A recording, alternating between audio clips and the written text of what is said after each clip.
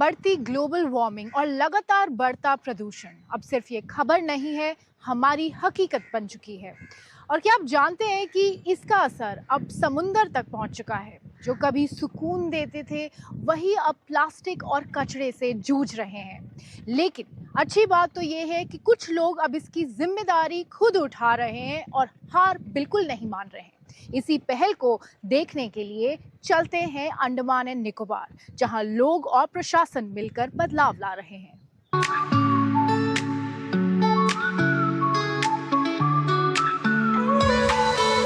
Crystal clear नीला पानी, soft white sand और vibrant marine life, ये जगह किसी ड्रीम वाइब से कम नहीं।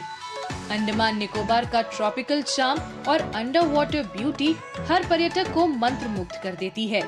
लेकिन दूसरी जगहों की तरह ये खूबसूरत द्वीप भी अब प्रदूषण की मार झेल रहे हैं। यही चुनौती स्थानीय प्रशासन और समुदाय के लिए एक अलर्ट बन गई है, जो अब मिलकर इन तटों और समुद्री जीवन को बचाने की मुहिम में जुट गए हैं।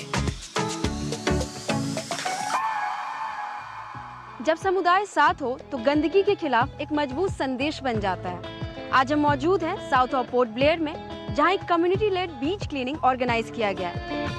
प्लास्टिक कचरा, खाली बोतलें और पॉलिथीन आज भी बड़ी चुनौती है। पोर्ट ब्लेयर में ग्राम पंचायतों के साथ स्थानीय प्रशासन, भारतीय तट रक्षक बल और शैक्षणिक संस्थान मिलकर नियमित बीच क्लीनिंग अभियान चलाते हैं। मकसद साफ है, अंडमान निकोबार के तटों और समुद्री जीवन को स्वच्छ और सुरक्षित रखना। जो बिडनाबाद पंचायत की तरफ से हर वीक एवरी फ्राइडे यहाँ पर स्वच्छता अभियान होता है। एक ही प्लेस पे नहीं, यहाँ पे जितना रंगाचांग के जो भी बीचेस है, जैसे 2 नंबर हो गया या 4 नंबर हो गया, या रंगाचांग के जो ऑफिस के सामने वाला जो पूरा बर्मनाला बीच हो गया, हर वीक इन लोग कोई ना कोई एक नया जगह को टारगेट करते हैं।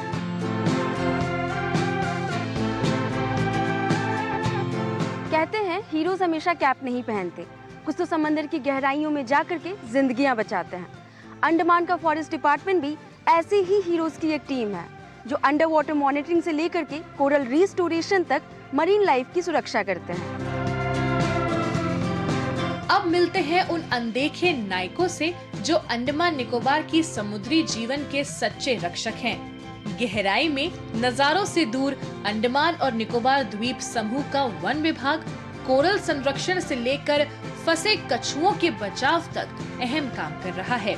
इसके लिए विशेष स्कूबा प्रशिक्षण और आधुनिक उपकरणों के साथ टीम समुद्र की गहराइयों में उतरकर संरक्षण की जिम्मेदारी निभा रही है। समंदर के अंदर ये हीरोज एक साइलेंट बैटल लड़ रहे हैं, घोस्ट नेट्स को हटाकर मरीन एनिमल्स को बचाने से लेकर इलीगल एक्टिविटीज को रोकने तक। ये डाइवर्स रोजाना ओशन की क्लीनिंग कर रहे हैं और रेस्क्यू ऑपरेशन भी, ताकि ये ओशन हमारे लिए सेफ बन सके।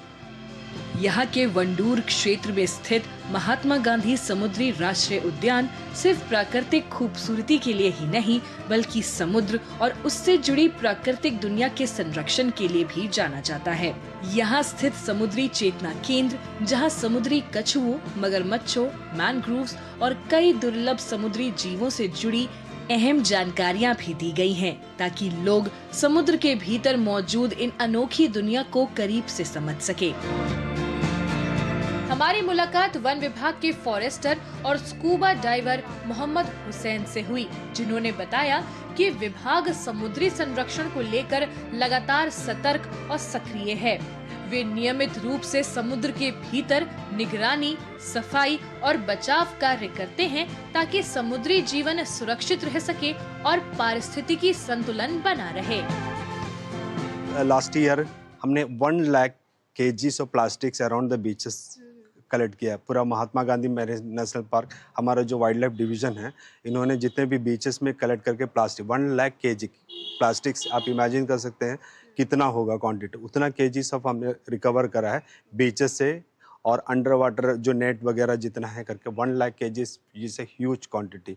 और उसके अलावा रीजनली हमने न्यूली इंडक्टेड जो फॉरेस्टर्स ट्रेनीज है, उनके लिए हमने अंडर वाटर ट्रेनिंग करवाया था नेशनल कोस्टल मिशन के तहत, जिसमें सबसे इंटरेस्टिंग बात यह थी कि हमारे PCCF सर खुद अंडर वाटर डाइव किए थे पूरे टीम के साथ। जाके उन्होंने अंडर वाटर जो ट्रेनिंग कंप्लीशन सर्टिफिकेट है उन्होंने अंडर वाटर दिया था।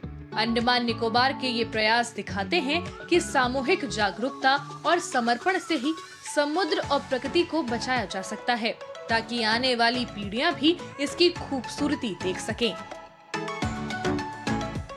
बीच क्लीनिंग से लेकर के मरीन कंजर्वेशन तक जब सरकार, युवा और आम नागरिक साथ आते हैं तो बदलाव गहरा होता है और टिकाऊ भी।